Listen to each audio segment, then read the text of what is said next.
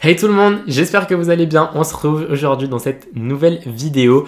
Certains d'entre vous sont déjà au courant, d'autres ne le sont peut-être pas. Si vous avez déjà vu la vidéo, sur l'acné que j'ai faite il y a quelques mois, vous le savez déjà. Si jamais vous ne l'avez pas vue, je vous la mets dans le petit juste ici. N'hésitez pas à aller la voir, elle est assez complète et ça peut vous donner des alternatives pour soigner votre problème d'acné.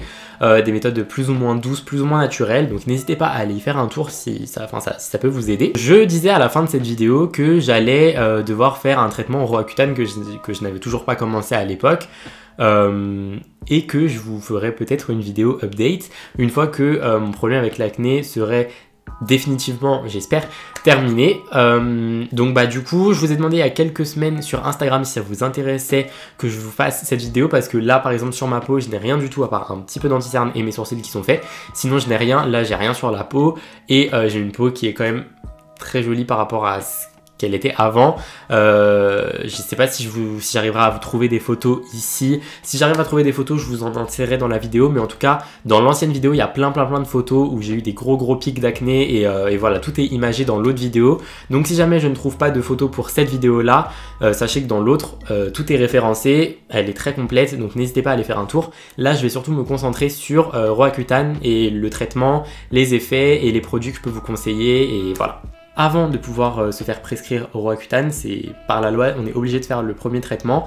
Et si celui-là ne fonctionne pas, on peut passer à Roaccutane. Alors moi, le premier traitement avait très bien fonctionné. Vous avez pu le voir dans les anciennes vidéos, ma peau elle est très bien. Le problème, c'est qu'une fois que j'ai arrêté le traitement, au bout d'un mois, mon acné a recommencé à revenir. J'ai commencé à avoir des boutons et du coup, voilà, le traitement n'a pas été efficace sur la durée, ça a été simplement efficace au moment de la prise du traitement. Du coup, je m'en doutais un petit peu et mon dermatologue me l'avait dit parce que j'avais un acné qui était très sévère. Une acné ?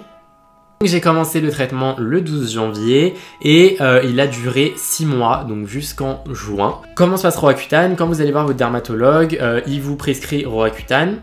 Et à côté, il peut vous prescrire aussi d'autres produits au cas où vous avez, par exemple, j'avais des kystes sous-cutanés.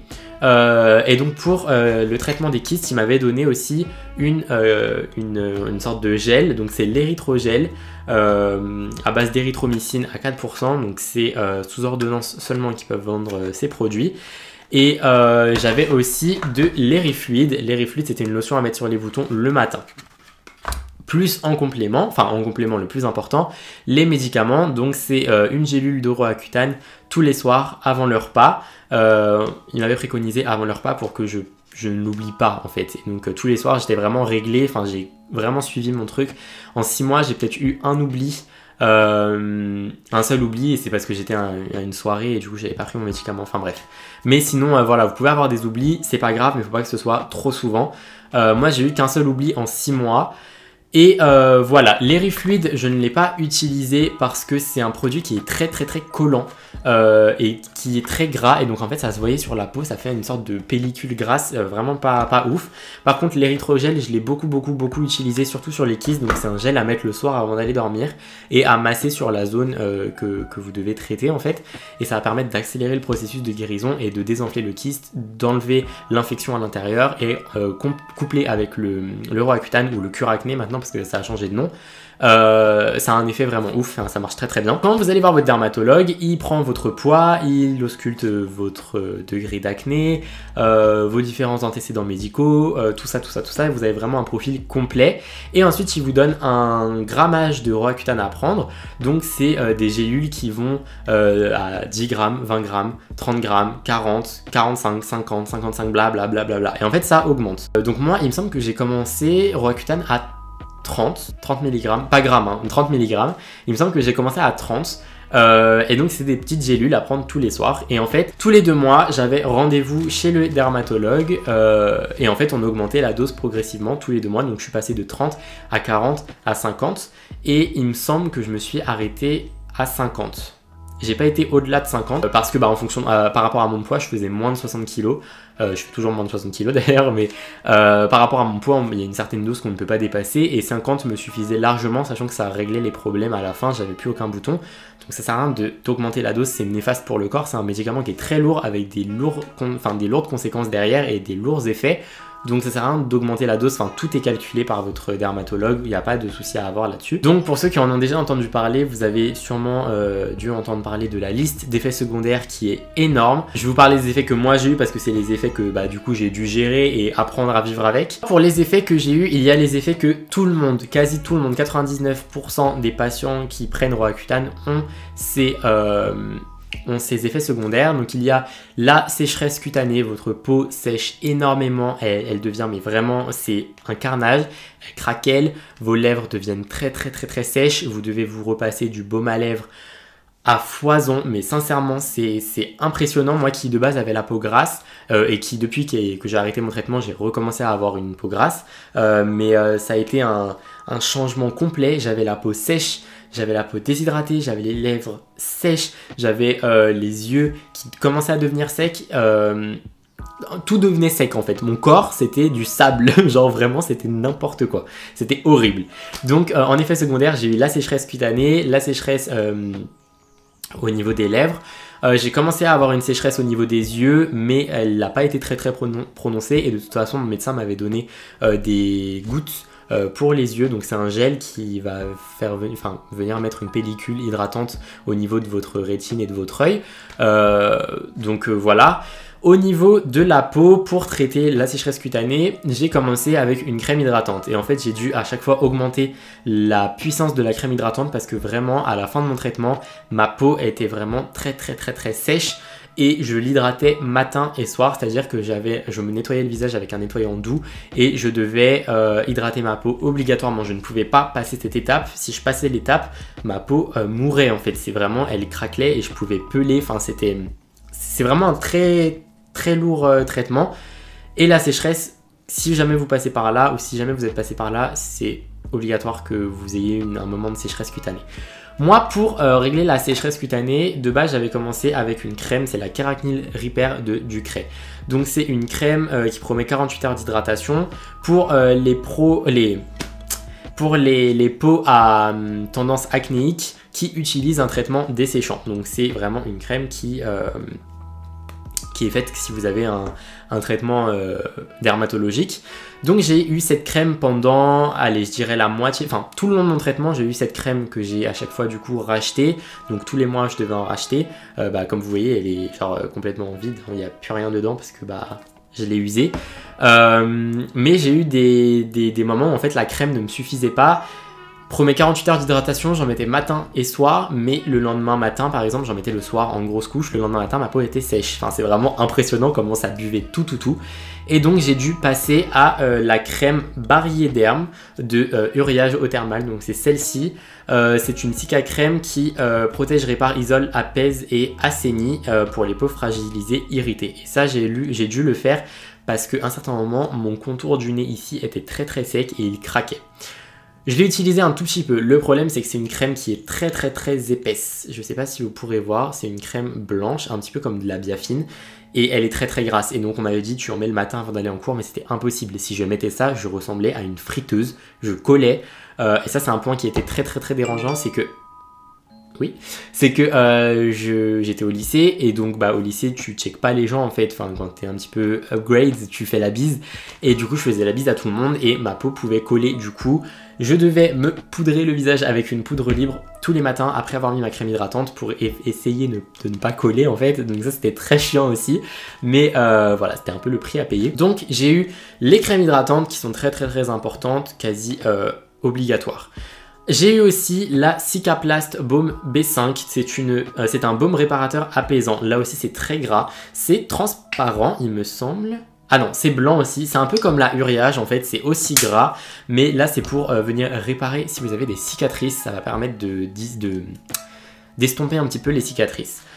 Donc voilà, ça c'est vraiment les trois crèmes, donc de La Roche-Posay, Ducray et Uriage, c'est vraiment les trois crèmes que j'ai utilisées principalement pour l'hydratation au niveau de la peau. Ensuite au niveau des lèvres, j'ai eu beaucoup de produits, je pense que c'est vraiment la zone où j'ai testé le plus de produits possible. Je suis passé stick à lèvres, à baume à lèvres, vous savez, une sorte de pommade hydratante en tube, enfin j'ai tout testé. Jusqu'à, j'ai été à tester de la vaseline pure tellement j'ai cru que j'allais mourir parce que mes lèvres, j'ai eu des lèvres très hydratées tout au long de mon traitement parce que vraiment j'hydratais à foison, c'est-à-dire que toutes les 10 minutes je me rustiquais les lèvres, c'était infernal, mais au moins j'ai pas eu de craquement, de dessèchement, mais vraiment je devais en prendre énormément soin. Donc je suis passé par les baumes à lèvres en stick. J'ai testé de toutes les marques, Uriage, etc. Les sticks à lèvres ne suffisaient pas, ce n'était pas assez gras. Ça hydratait sur le moment, mais ça s'estompait très très vite. Ensuite, j'ai essayé les baumes à lèvres. Donc vous savez, un stick que vous devez presser, ça sort une sorte de petite pâte qui vient. J'en ai pas sous la main, je suis désolé, mais voilà, c'est une sorte de petite pâte que vous appliquez. Ça c'est très bien, c'est le meilleur en fait au niveau hydratation comparé à un stick à lèvres. Le problème c'est que ça fait des morceaux, que ça colle, c'est infernal, ça se voit, ça peut faire des résidus blancs sur les lèvres, c'est vraiment pas le top, moi j'ai pas du tout aimé. Je l'utilisais quand vraiment j'avais pas le choix, mais c'est ce que j'essayais d'écarter le plus de moi parce que c'est vraiment quelque chose que j'aimais pas du tout. Et ensuite, un de mes amis m'a fait découvrir les baumes à lèvres Carmex. Donc celui-là, c'est un baume à lèvres à la cerise. Et donc Carmex, c'est une marque qu'on utilise aussi beaucoup dans le make-up parce que c'est un produit souvent qui est mentholé. Celui-là, c'est à la cerise, mais vous avez le mentholé, c'est un capuchon rouge. Et c'est vraiment le meilleur baume à lèvres que j'ai testé jusqu'à maintenant. La marque Carmex, vous l'avez soit en pot, donc vous pouvez hydrater vos lèvres en utilisant votre doigt, mais c'est pas très hygiénique, soit en baume comme ça, donc c'est un baume en stick que vous poussez, soit en tube, comme je vous ai dit, en crème. La différence avec le tube Carmex, c'est le seul que j'utilisais. C'est un tube, pareil, je ne l'ai pas sous la main, mais ça sort une petite pâte blanche, mais qui est assez liquide et qui ne se voit pas du tout sur les lèvres. Limite, ça fait un effet un petit peu gloss sur les lèvres. Et c'est vraiment le meilleur baume, ça retend les lèvres, ça les repulpe, ça les hydrate. Et vraiment, Carmex, je n'ai juré que par ça à la fin de mon traitement. Je n'utilisais que des baumes à lèvres Carmex. Donc voilà, au niveau des lèvres, je ne peux vous conseiller que Carmex parce que vraiment c'est ce qui a fait des miracles sur mes lèvres et ce qui a fait qu'aujourd'hui j'ai des lèvres assez belles. En parlant de ça, je vais en rajouter un petit peu. Donc ensuite, ça c'était au niveau de la sécheresse cutanée. On passe à autre chose, j'ai eu aussi beaucoup de saignements de nez. Alors là malheureusement on ne peut rien y faire, mais mon nez saignait énormément, surtout la nuit, pas beaucoup la journée, mais la nuit je saignais beaucoup du nez. Donc je me réveillais, j'avais du sang partout et ça coulait, mais vraiment saignement de nez, voilà, c'est un des effets aussi que beaucoup de personnes ont. Et je l'ai eu. Ensuite, en autre effet, j'ai eu des douleurs au niveau des lombaires, au niveau du dos. Je ne pouvais plus me baisser, énormément mal au dos. Voilà, j'ai eu des fortes douleurs au niveau du dos. C'est aussi un effet qu'on a, mais c'est surtout chez les sportifs. Alors, j'ai pas compris, hein. Je pense qu'il y a eu un problème sur la notice. Genre, le médicament, il a pas dû bien me cibler parce que sportif. Genre j'ai eu des douleurs d'un sportif, genre je comprends pas en fait vraiment, mais bref j'ai eu très mal au dos, ça a été durant tout le traitement et encore aujourd'hui j'ai des douleurs dans le dos, si je me baisse, si je porte des charges très lourdes, ça me lance encore, enfin je suis diminué par rapport à ça, encore aujourd'hui les effets vont s'estomper au fur et à mesure du temps, mais voilà. Ensuite en effet très chiant, j'avais des bouffées de chaleur en fait. Et moi qui suis d'un tempérament assez timide, sensible, etc. Dans le sens où par exemple quand je vais être au milieu d'une conversation, que je vais avoir des auditeurs, des gens qui vont m'écouter, je peux rapidement être stressé, mais ça ne se voyait pas. Et avec le traitement, je devenais rouge, mais tomate. Peu importe ce que je faisais, si j'étais gêné, si j'avais froid, si j'avais peur, si j'étais triste, si j'avais des fortes émotions, je devenais rouge, écarlate. Et vraiment c'était progressif et ça redisparaissait au bout de 1 minute, mais voilà, de fortes bouffées de chaleur, je devenais tout rouge, j'avais très chaud, un peu comme une ménopause en fait, clairement c'était les syndromes de la ménopause, et donc j'avais ça. Et voilà, des fortes bouffées de chaleur, et j'en ai eu encore après que mon traitement soit terminé, et encore aujourd'hui j'en ai, alors un petit peu moins, c'est-à-dire que c'est par zone en fait. Par exemple je peux avoir genre ici qui va devenir rouge, genre une plaque rouge qui va disparaître après, donc ça arrive encore aujourd'hui. J'espère que ça va s'estomper parce que c'était vraiment très chiant. Le seul moyen que j'ai trouvé pour contrer ça, tout simplement, c'était de mettre du fond de teint ou de mettre une bébé crème, ce que je ne faisais pas parce que je n'en avais pas besoin. Ce traitement, j'avais une belle peau et donc je ne mettais rien du tout sur ma peau. Mais voilà, c'était assez handicapant parce que pour le coup, quand quelqu'un vous parle, que les gens vous regardent, que vous devenez tout rouge, bah en fait vous êtes cramé en fait. Ça se voit si vous êtes bien, si vous êtes pas bien, s'il y a quelque chose qui vous gêne ou autre, c'est mort, genre les gens vont le voir. Donc vraiment ça a été un truc très chiant. Bouffée de chaleur et apparemment ça aussi c'est un effet qui touche beaucoup de personnes. Ensuite en effet un petit peu moins cool et un petit peu plus rare, j'ai eu des bleus au niveau du poumon. Donc au niveau des poumons j'ai eu des ecchymoses en fait, donc les médicaments m'ont causé des bleus au niveau des poumons et le problème du coup c'est que quand je respirais, mes poumons se gonflaient et ils touchaient du coup vous savez, ma cage thoracique, et du coup la cage thoracique appuyait sur les bleus et ça me faisait extrêmement mal. Donc ça c'est un effet qui était dangereux et le médecin m'a dit si les effets persistent, on va devoir arrêter le traitement. Moi j'ai dit attends, moi je vois une amélioration, je ne vais pas arrêter le traitement, c'est mort, même si j'ai mal je m'en fous, je te le dirai pas en fait. Et j'ai eu de la chance, les traitements sont partis, les douleurs pardon sont parties. Quand il m'a dit ça j'étais en mode attends, pardon, ton truc il me fait des bleus genre au niveau des poumons, genre c'est normal en fait. Mais voilà, cet effet-là indésirable, il est parti après. Donc c'était tant mieux. Et ensuite, le dernier effet qui m'a énormément inquiété, j'ai eu des flushs. Et donc les flushs, qu'est-ce que c'est? C'est tout simplement une augmentation de votre chaleur corporelle qui s'exprime par des plaques sur votre corps qui apparaissent. Et c'est impressionnant, c'est très impressionnant. Je vais essayer de vous mettre des photos, je crois que j'ai des photos de ça, mais en fait au niveau de mon torse, et ça peut-être un petit peu gênant de le dire, hein, mais il faut le dire, les moments où j'étais sous une forte excitation ou les moments où j'étais très stressé, c'était vraiment les deux catégories, j'avais une apparition donc de flush et donc en fait ça me prenait, vous verrez pas, mais ça me prenait au milieu du torse et ça montait comme ça et en fait ça faisait un peu comme des, vous savez les films quand il y a une infection et que ça fait des traits, que ça monte, que ça peu à peu ça, vous savez, ça prolifère. Ben en fait ça me faisait pareil et donc ça montait là, ça montait au niveau de mon cou et ça commençait à la naissance du visage. Et ça j'ai eu extrêmement peur parce que je n'ai jamais vu cet effet sur internet, enfin les gens n'en parlaient pas. Et je me suis dit ok, j'ai une maladie, qu'est-ce qui se passe? Et en fait j'en ai parlé à mon médecin et il m'a dit que c'était normal, que c'était des flushs et que l'effet allait s'estomper après la fin du traitement. Vraiment les effets que j'ai eu tout au long de mon traitement, je n'ai pas eu d'autres effets. J'ai eu des périodes de forte déprime. En plus l'année dernière c'était mon année de terminale, c'était une année très difficile tant moralement que physiquement. Donc le Roaccutane, enfin le cure acné me rajoutait un poids supplémentaire, mais je l'ai plutôt bien géré pour le coup. Je suis assez fier de moi par rapport à ça. Et même par rapport à certaines déprimes que j'aurais pu avoir ou autres, j'ai toujours réussi à surmonter ça.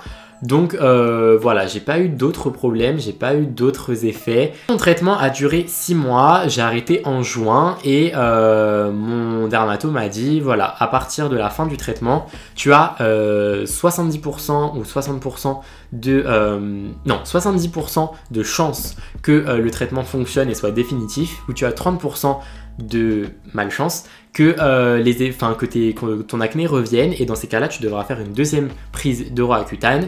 Et parmi en gros les 30% de patients qui n'ont pas été traités la première fois, parmi ces 30%, lors de la deuxième cure, il y a 70% des 30% qui sont soignés, 30% qui ne sont pas soignés. Et voilà, faire une troisième cure, en général, je pense que ça n'arrive pas. Moi, en tout cas, une deuxième cure, je n'en aurais pas faite. Je pense que je ne l'aurais pas faite parce que ça a été quand même très compliqué. Ça fait 5 mois que j'ai terminé le traitement. Et voilà ma peau à l'heure actuelle. Donc, je n'ai plus de boutons. Donc normalement c'est bon, je croise les doigts, je touche du bois, mais normalement c'est bon, je suis débarrassé avec l'acné.